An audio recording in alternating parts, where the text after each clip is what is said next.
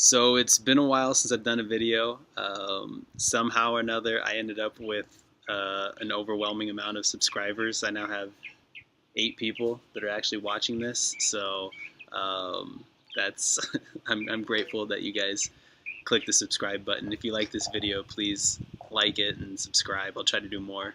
I'm pretty busy, but this stuff is important to me. So the more people I see that actually care, the more likely I am to do a video. So today I want to talk about the Green New Deal that's been proposed by Alexandria Ocasio-Cortez and why I'm personally excited about it.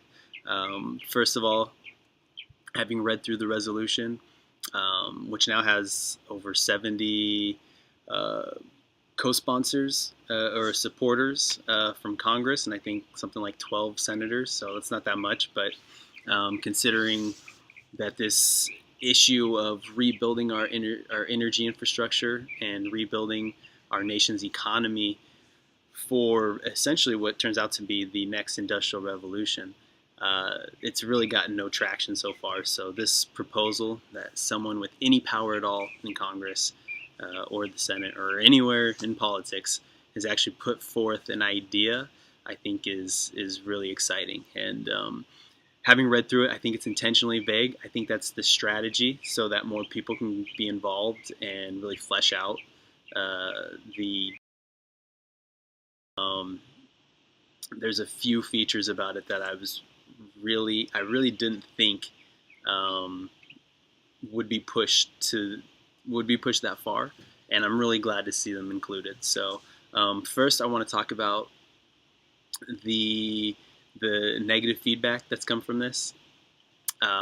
There's been some fake documents that have come out.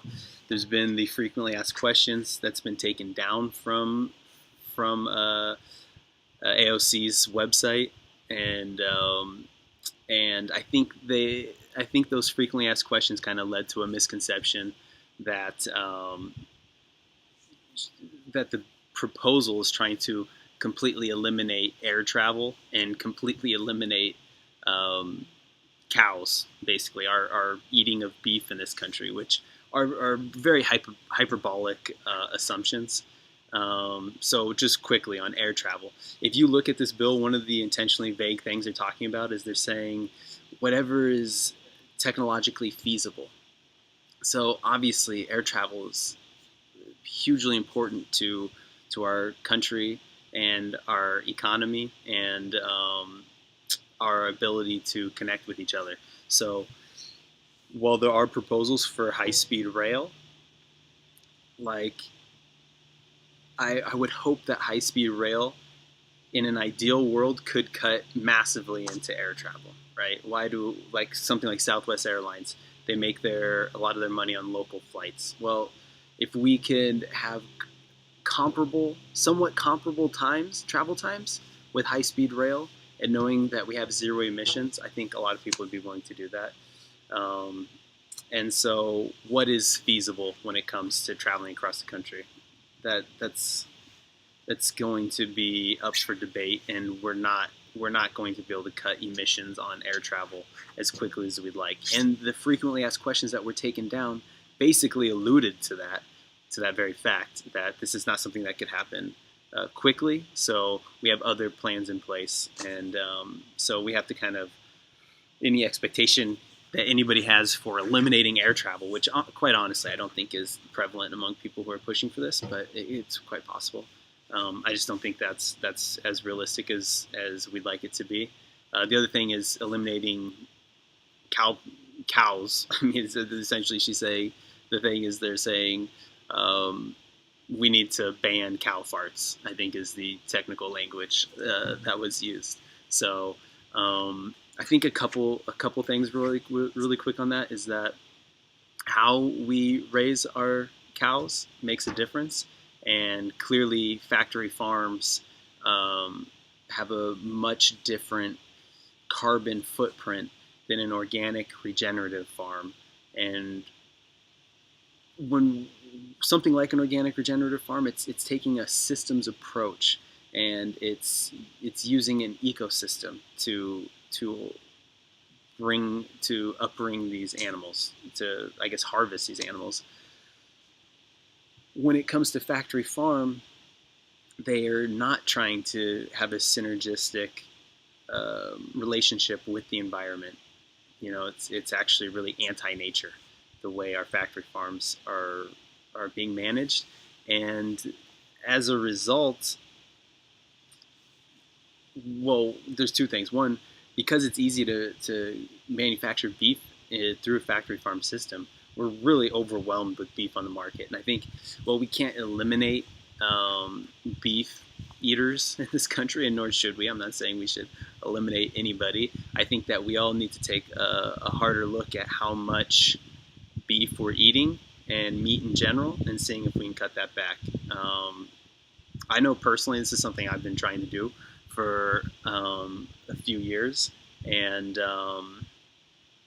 yeah, I have varying degrees of success. I mean, I always do try to buy grass-fed, pasture-raised animals as much as possible, because in general, well, you can't always believe the labeling of these products. In general, the farming practices are much better for the environment than factory farms, and I truly try not to support factory farms ever. So I spend a lot of money at the farmers market.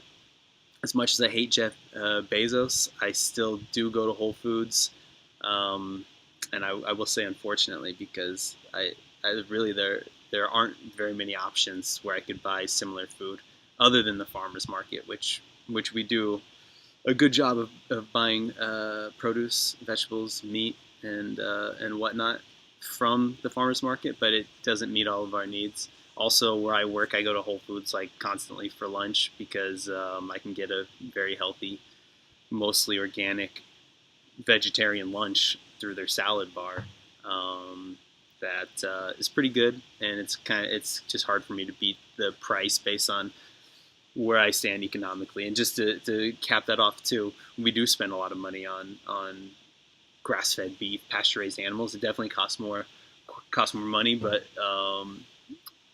what we try to do at my house is try to buy the cheaper cuts, higher fat cuts in a lot of cases, tougher to cook cuts.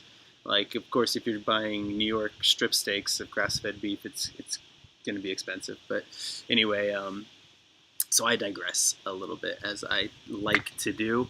But actually, it kind of leads to the next thing. One of the proposals I liked in this Green New Deal is really revisiting our agricultural systems in this country, and not just to pull back from factory farms, but also to push for community farms and a distributed farming system. So if you travel through this country, you'll see certain areas where people are not able to get their food from nearby farms. And in some cases, you even have places like in Washington where they have, you can buy, Washington is known for their apples, Washington State, but you can go to a store and find apples from all over the world, because it's cheaper to actually somehow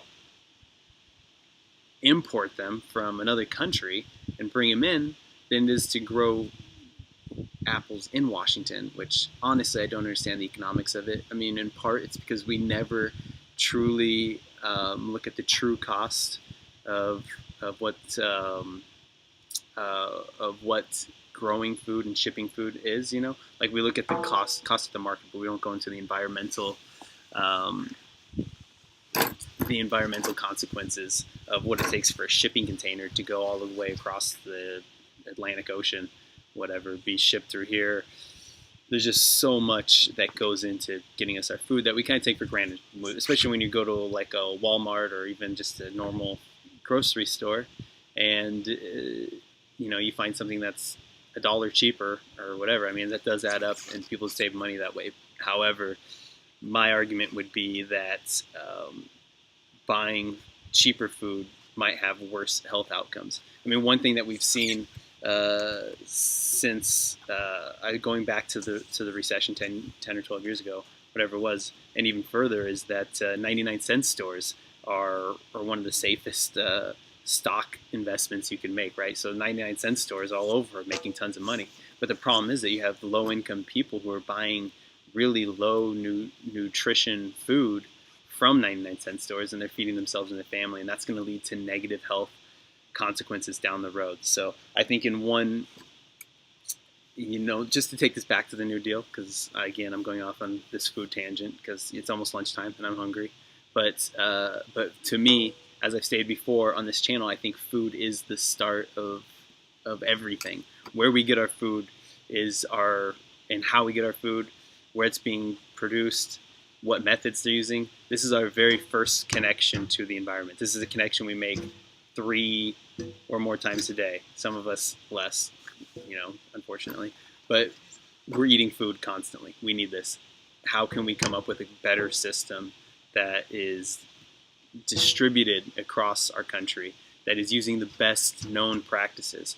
And when we look at this Green New Deal, when we talk about best practices, what we're saying is carbon sequestration. How can we take carbon out of the air, put it into our soil, and then grow food with it?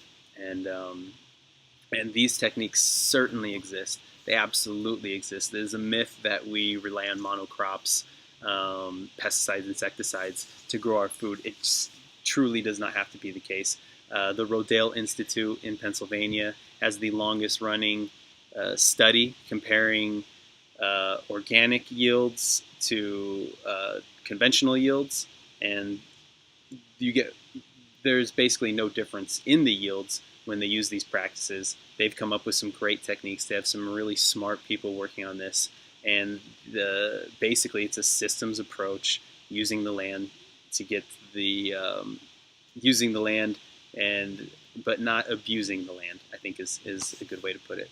So the Green New Deal actually touches on this, and to me, I'm thrilled that they had the foresight and understanding the true scope of the problem to include that.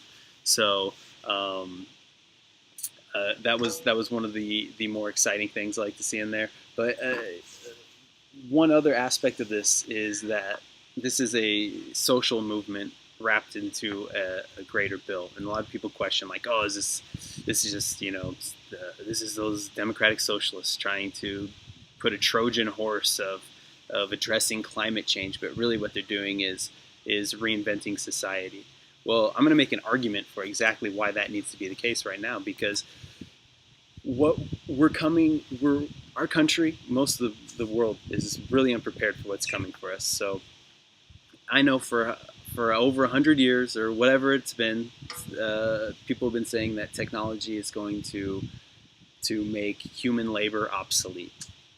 Well, and I know, it's been a slow, gradual process, and in some cases it absolutely has. Industries have vastly changed, and business practices vastly changed based on the technology we have. That is the whole point of technology. If we're building technology are we going to build technology to serve us, or are we going to build technology to render us useless? So when you look at this bill, what we're trying to get out in front of, or what they're trying to get out in front of, I can't take credit for it, is with automation, artificial intelligence, 5G networks everywhere, data being the new oil, and quite honestly, data will be bigger than oil, will be bigger than our energy sector, because that's a great claim to make, because we've built our entire civilization as we know it based on energy. But we're at a point now where we have the opportunity to rebuild our society to serve us, and not that we have to serve our employers. So what I mean by that is technology is changing. It's going to eliminate jobs. It truly is. It's going to. If you look at the automotive, or how many people are driving for a living right now, I think it's like, if we were to eliminate all those jobs, that would spike unemployment by like 6 or 7 percentage points right there. So that's just one industry. There's a lot of industries that will be affected by this, and we have a choice. Are we going to let this destroy us, or are we going to work with it? Now, the absolute truth is that companies are going to be going in this direction, whether we like it or not. They're always going to be seeking more efficient ways of doing things. At least in theory, capitalism trust me, I believe it has its flaws. And if innovation and efficiency were always at the forefront, we wouldn't be in the climate catastrophe that we're facing right now. So, however, all that to say is the employers will push to replace you at your job if they can. And if technology will do that, that's exactly what's going to happen. And we're getting to a point where technology really is, not only is technology getting better, and artificial intelligence, I mean, says it all. Artificial intelligence. These systems are going to be able to produce at a level even beyond human production. And we could look at that as a bad thing or a good thing, but they will cut the labor. They'll do it, and they'll do it even if it ends up where there's no consumers left to buy products. They will push this direction because it's in their nature to try to make money and increase profits at a quarterly schedule. So that's exactly what they'll always do. And so so yeah, when we look at one of the most important features of this Green New Deal is that we do need to rebuild our infrastructure. And yes, it's going to cost a lot of money to do that. And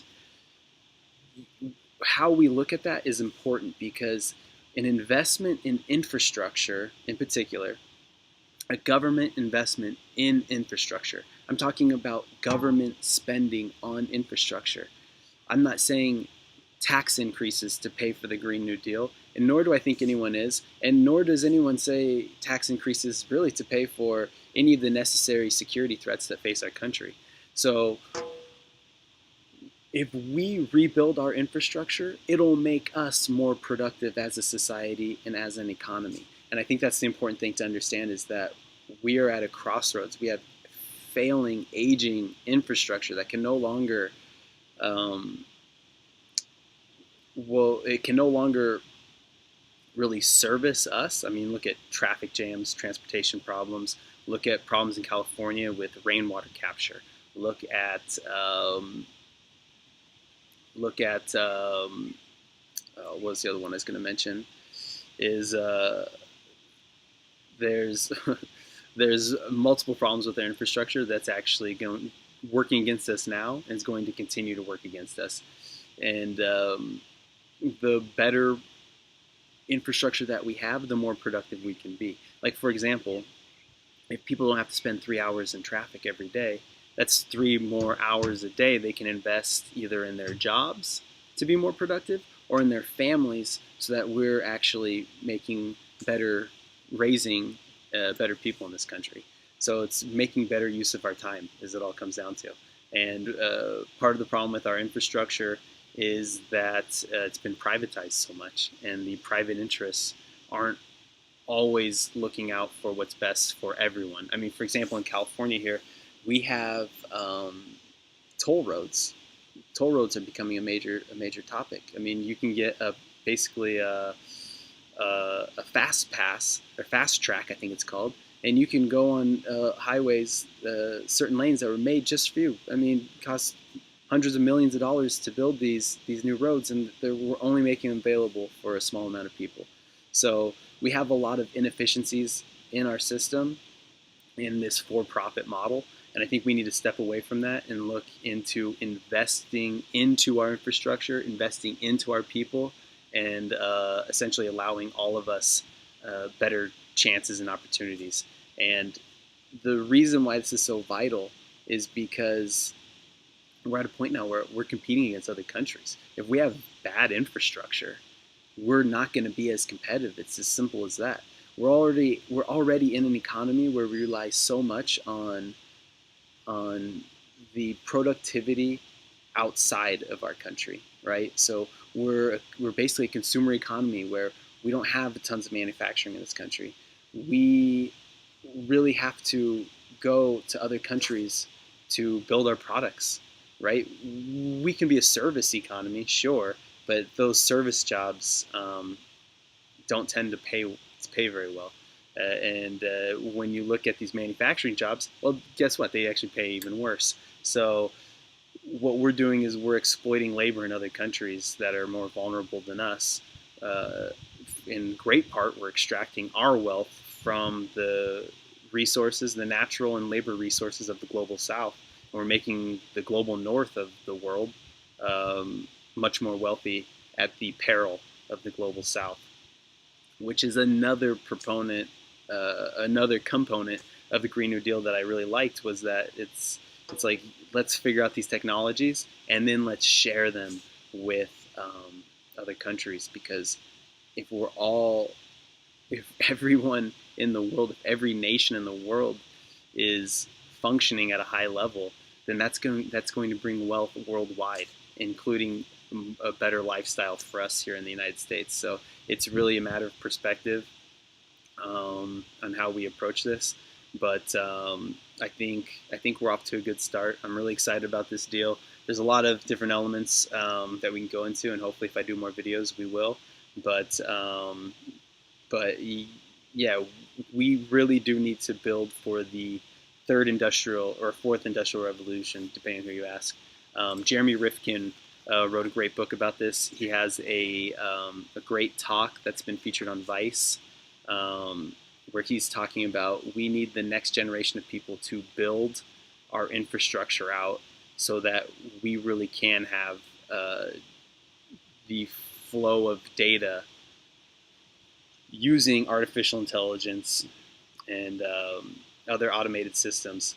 This type of new economy that's coming for us, we're just not prepared for. We're either going to eliminate a bunch of jobs and cause poverty in this country because we don't have the safety nets. We don't have a place to guide people to.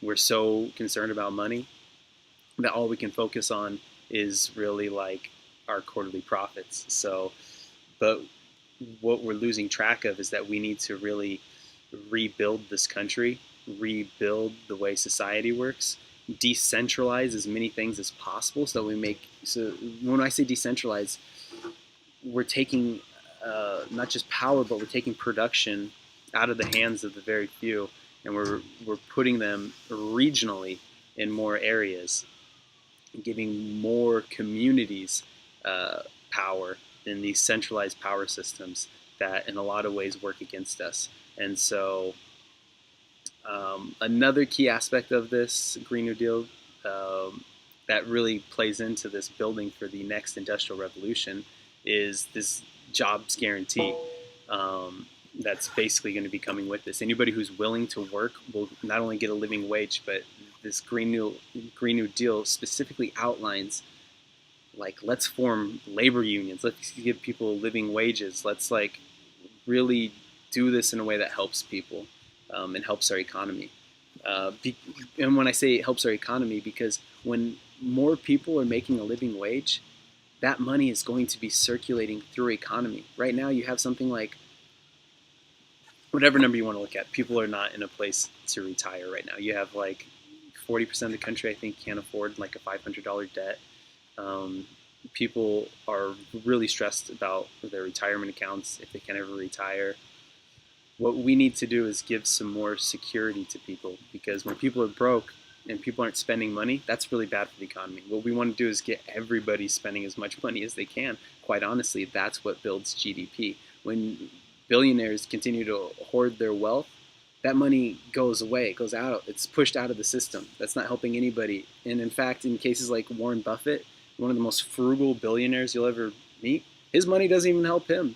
He's really not even enjoying life in the way that most of us would see in sensical terms. I mean, the guy eats garbage meals, he dresses like a schlub, and he continues to work his life away trying to chase these quarterly profits. And you know, one interesting thing about Berkshire Hathaway is they don't even offer a dividend on their stock. So I find that somewhat ironic, and someone as frugal and savvy an investor as Warren Buffett doesn't really reciprocate anything. So he's tortured. I have more respect for rich people who are actually enjoying life than someone like Warren Buffett, who continues to trudge along eating McDonald's every day,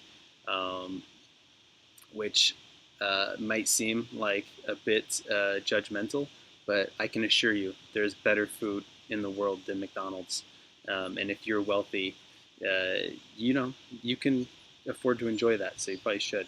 And it's not just food, it's just your time. What are you doing with your time? What, if you're in your 70s, 80s, however old the guy is, like, what are you doing with your time? How are you impacting people in your community that you're face to face with? You could do this Bill Gates foundation thing where it's like, oh yeah, before I'm dead, I'm going to donate all my money to charity. No, be more impactful than that. Who do you see in your life that you can help directly?